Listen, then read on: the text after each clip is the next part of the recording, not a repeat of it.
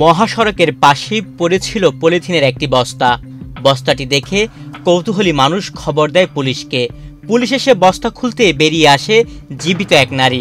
২৯ June রোববার সকালে বরিশাল উপজেলার চরকাওয়া ইউনিয়নের তালুকদারহাট এলাকা থেকে পলিথিনের বস্তা থেকে জীবিত নারী উদ্ধার করে পুলিশ। উদ্ধারকৃত নারীর অভিযোগ, স্বামীর ডিভোর্সি স্ত্রীর ভাইসহ স্বজনরা তার ভ্রূণ নষ্টসহ তাকে হত্যার চেষ্টা করেছে। ভোর ৫:৩০টার দিকে স্থানীয়দের দেয়া তথ্যের ভিত্তিতে পলিথিনে মোড়ানো অবস্থায় নারীকে উদ্ধার করে পুলিশ।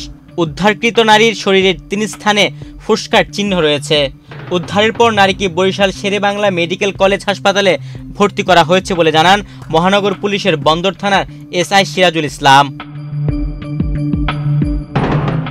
হাসপাতালে চিকিৎসাধীন মারিয়া জানান, তিনি ৩ মাসের অন্তঃসত্ত্বা। শনিবার সন্ধ্যায় স্বামীর কাছে ভোলা যাওয়ার উদ্দেশ্যে রওনা দেন। ভোলা যেতে না পেরে রাত ৯:৩০টার দিকে বাসে চড়ে সদর উপজেলার লাহারহাট এলাকায় নামেন।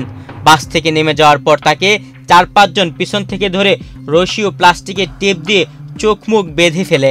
পরে একটি গাড়িতে উঠিয়ে তাকে মারধর করে।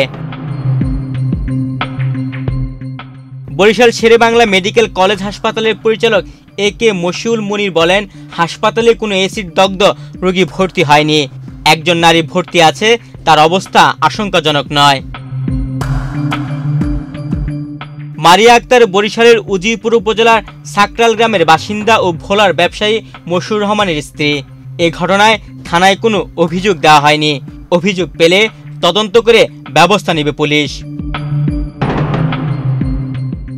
তুহিন ভুইয়া, বাংলাদেশ প্রতিদিন।